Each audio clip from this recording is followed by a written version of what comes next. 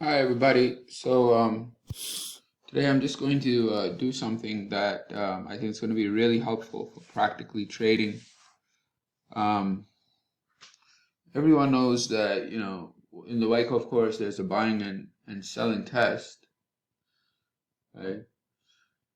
So how do you use the buying and selling test on an intraday chart? Again, an intraday chart on a intraday tape reading point and figure chart specifically.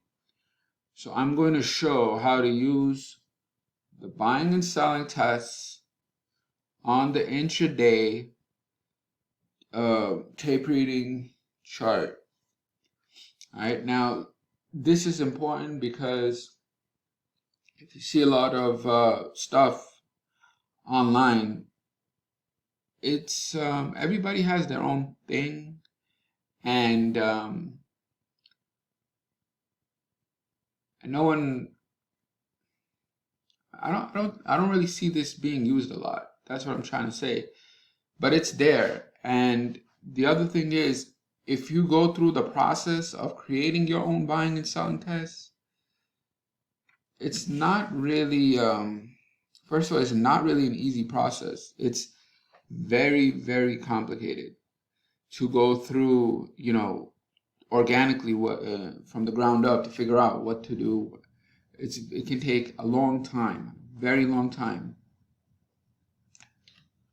Um, So, so that's why I'm just going to go over it and what a quicker, better, faster approach is just to take what's there, and skip that huge learning curve.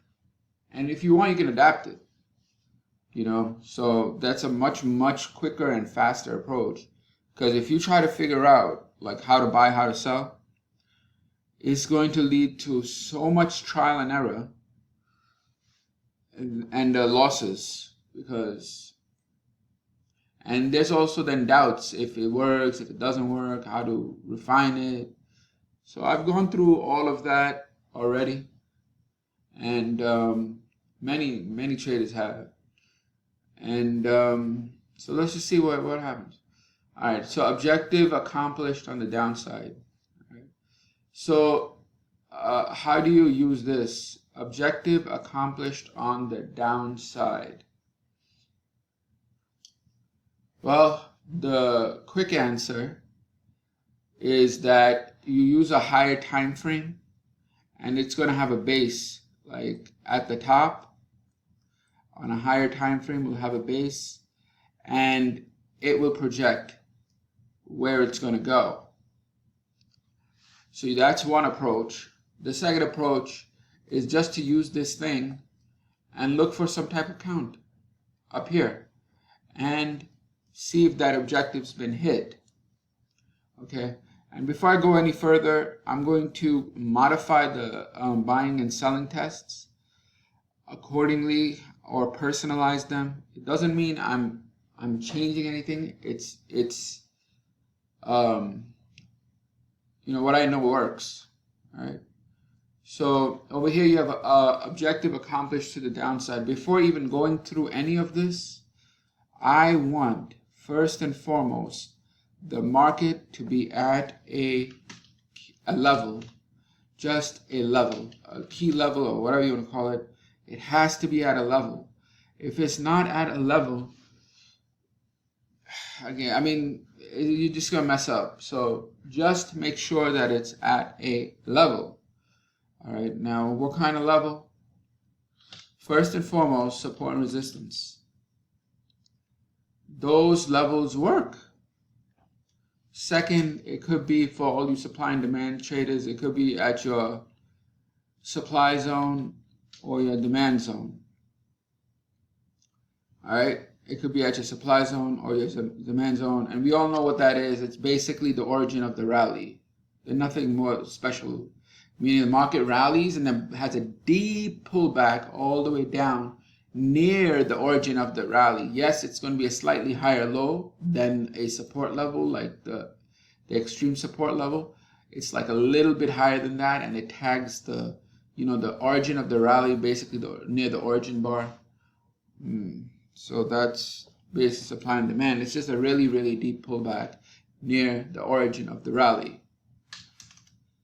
The other is break and test. You know, the test, the Ison Creek, I don't know what to call it. So just call it test of the breakout. And then that, and breakout meaning breakout to the upside or the downside. It's just the pullback to test the breakout. And the fourth, what was the fourth? Yeah, the spring and upthrust. All right. So this will give you enough trades and key areas to trade off of and be ready in advance. And I think I want to really hop on this. You want the levels marked in advance. Don't just look at a chart and be like, oh, let me try to read it. That is not a smart idea. You want to know the levels in advance. And these are, by the way, these are higher time frame levels. So higher time frame levels. So these should not be like based on 15-minute bar, 15-minute chart. They should be a higher time frame, like 3 hour, 4 hour, or higher. If you're doing intraday using this, all right. So you need this first and foremost. If you see these white lines I have here, this is a zone. It goes into the zone, and that's where I'm looking to see how it responds. This is the bottom of the zone, which is like the support level. This is the high of the zone, which is like the high of the bar. So it goes into that bar, into that origin, and then starts basing out. All right. So that's the first thing I want to point out. It needs to be at a level. Otherwise, you're going to make the mistake of trying to read every chart, especially if you're trading multiple markets. You're going to be switching, looking, and trying to read and all that. That is an error. All right, that is an error. You only want to look for at these levels. Support resistance, the zones, meaning a deep pullback. It's typically like a significant pullback all the way to the origin of the rally. A test of the breakout, and of course a breakdown. I just call them the same thing. It's breakout to the upside or breakout to the downside. And then finally springing up thrust. These are your 4 trading areas. All right. The other thing is objective complete to the upside. Where is this? Buying. Oh no, down. Whichever side. Objective is complete. A P and F. Now you may or may not use this because it's good to use. It's good to use, and for sure you must have an understanding of it. But I've seen where thin markets, if you're trading thinner markets, they have very small bases, so that they're gonna give early objectives because they're very whippy. The thinner markets, they don't base out as soon as the buying comes. It's a little, tap and retest and it goes, and it doesn't go up and down, up and down, up and down enough as thicker markets. So objective, I would say you have to at least know the objective, and this gives you an understanding of where the market is going. All right, but more realistically speaking, for me, it's the level, and I think for most traders, it's the level. But you have to know the objective, and don't try to fight it. If it's going down and you try to read and all that shit, you're gonna mess up. If you're going to go long while it's going down and completing the objective, you're just going to mess up. All right, so let it come back to a level. Number 2, activity bullish, volume increasing normally on rallies and decreasing on reactions. Yeah, I don't know. So over here, basically the volume should be supporting you. Right, so that's the idea. I'm going to go away from that a little bit because yeah, that's true on the wave chart and on the up waves and down waves, right? So right here the volume does pick up right here, and here the volume goes, but I'll make this simpler later when I come back to the test. You'll see.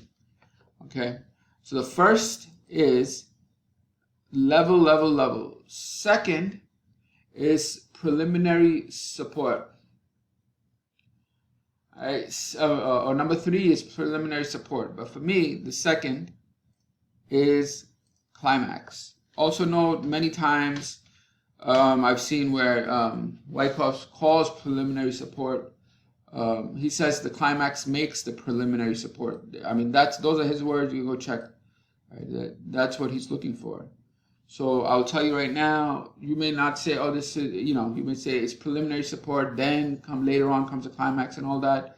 I'm just telling you how he explained it and how this is being used. So let the climax establish preliminary support.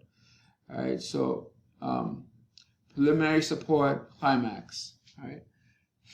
And also note that he's using the, all of the vertical and whatever. I'm just using the point and figure chart.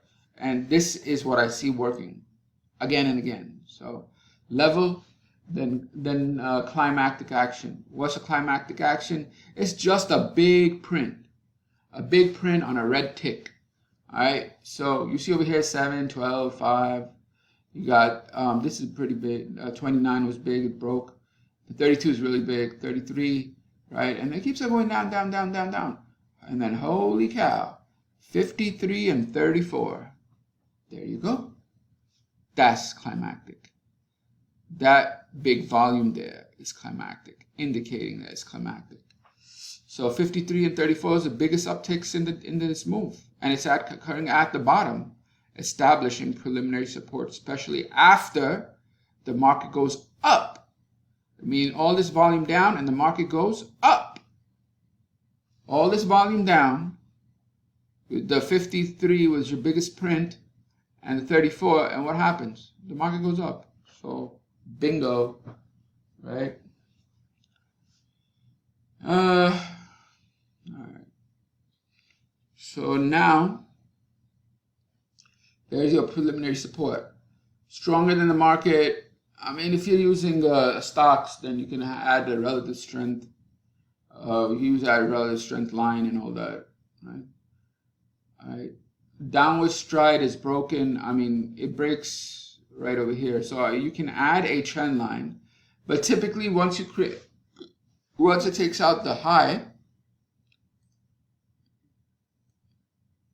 here, once it takes out that high of the base, it's going to break the trend line.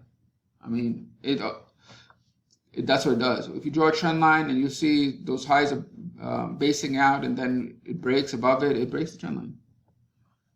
All right. Higher supports, higher highs. This is the key one. The higher high right here, it must break the base. Again, it must break the base. So I'm going to put this here. All right.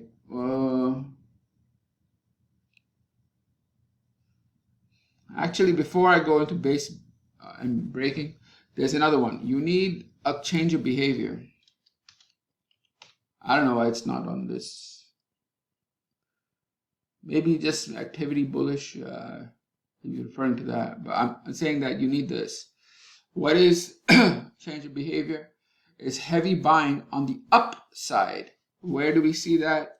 Well, we saw the 53s and the 52s and all of that on the downside, which was heavy. There it is on the upside, 52.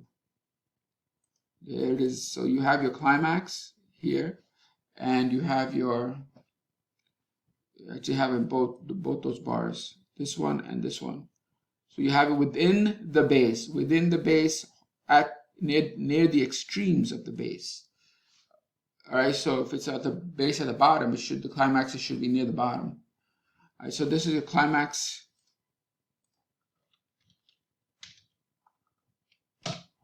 And this is your change of behavior. All right.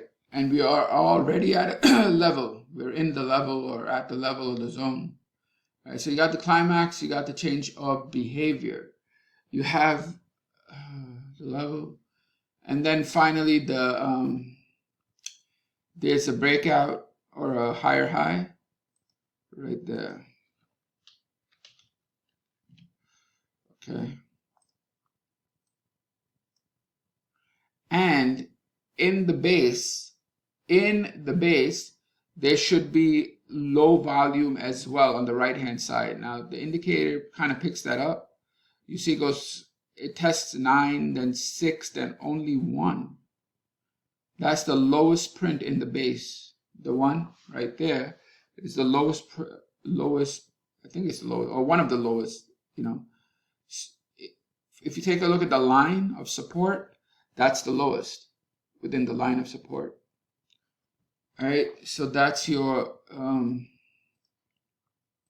LV. And the significance of that is really important. It means that accumulation is done. Again, accumulation is done. And typically, you will see price and volume shrink towards the end of a base before the breakout. The lack of activity there and the hinge or the tightening looking like an apex, that means accumulation is done. And it basically, the price volume shrinks.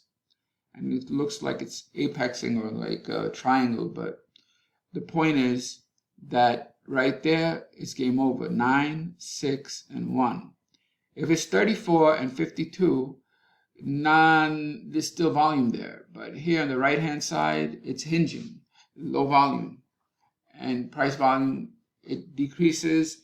The length of the range of the bar decreases. All right, so test. At that level, you had 14, then you had 9, then 6, and then 1, and then blast off. By the way, if you see, it's 1, then goes to 13, then goes to 42, increasing volume on the upside. That would satisfy your activity bullish. All right, 1, 13, and 42. Boom, boom, boom. Increasing activity on the upside. So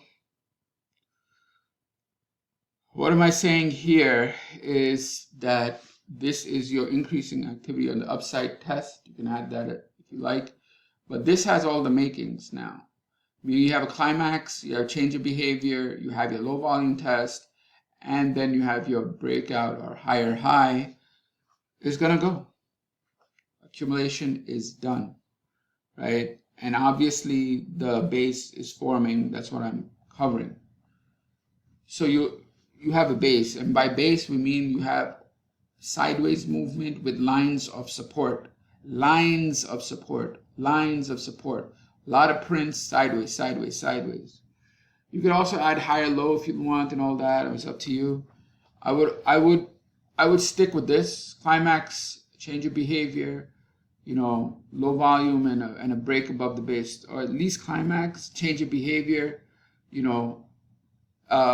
testing and then break. That's good enough. That's the basic, really basic, what you need for any base. All right, you need those high volume prints here to help support as the market goes up and pulls back. You need the high volume prints showing you that lines of support and all that, and then the change of behavior and all that. All right. Now there is one other thing that you can add if you like, especially to the ES. You could add that there is a spring in a base. There's a spring, and if it's a base above, it should be an up thrust. There's an up thrust in the base. So there is usually bases will have this, but right here, for example, is your spring. See the spring below this? Right there. It goes down and then comes back up. So it tried to break the base down, but it just went back up. All right. Okay, so this is all you really, I think it's all you need. All right, it really is. This is all you really need for the edge, right? Where do you go long now? Where do you go long? You long, when Wyckoff said go long, he was ready to buy the higher high. He had that confidence. But sometimes it's too much risk. So he was ready to buy. When it has, all of these indications and then breaks, he's ready to just go buy and put the stop below the base. So we're going to add spring, and then we'll add the stop as well because it's below the spring or below the base. All right, so you should put the stop, and the higher high is actually the entry. Now, does that mean you have to do it just like him? Not really, especially if you have a bigger base. They have a tendency to come back to test. So you can buy the pullback the way you want to buy the pullback. So here's the thing. You can buy after the higher high entry signal. You could buy it halfway, or you could buy it against a line. You see the lines of support? You see this entire line of support? You could buy it within the line. So as soon as come back to one of those lines of support, you could go long. So entry can be, there's a number of ways to do it. Entry on higher high and within the line of support. That also is fine. And within the line of support though, you should have a high volume print. You want to buy it within the line of support with the high volume print, hit it. And it will, because you know why? The line of support will actually be your POCs. One of those lines of support will be your POCs, so because it's a line, all the volume accumulated in it. So that's what happens. Anyway, I put this all together to show you practically, where would I buy? I just buy right here, and when it comes right back here, I'll just go long. All right. I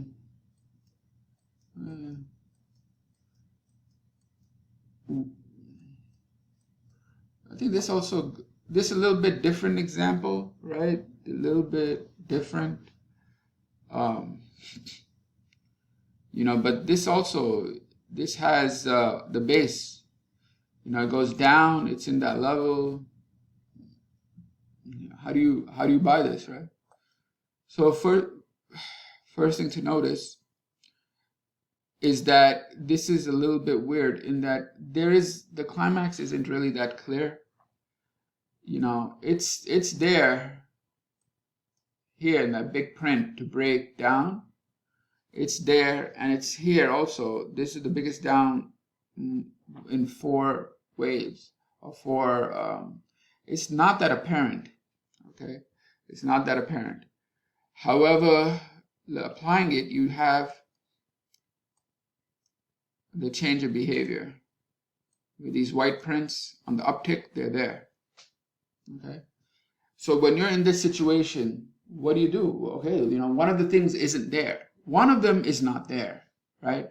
One of them is not there. Either the climax isn't there. Sometimes you can't see the change of behavior. It's not there. What do you do? But you look at the other things, all right? It's within your level.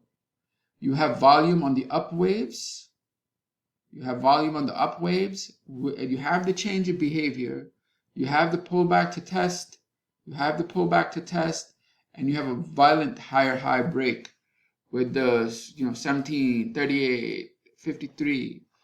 So, and nothing will be so perfect that it shows you every single time that every single element is there. Like this buying and selling test, you will not have all 9. All right. But you will have the majority. For example, is it within a zone? Yes. Or at a level? Yes. Is the climax apparent? I don't think so. Is the change of behavior there? Yes. Is it holding? Yes. Does it have a breakout? Yes. Is it activity bullish, volume increasing? Yes. 17, 38, 53. So for me, that's good enough.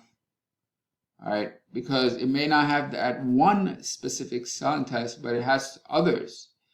And it's it has enough bullish indication for me to know that this break has all of this, and probably has a line here, here, very strong line because of these high volume prints in it, these effortful high volume prints. So I mean that's what.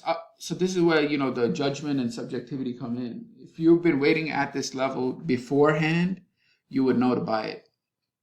If you're just looking at it right now, you're like, should I? Shouldn't I?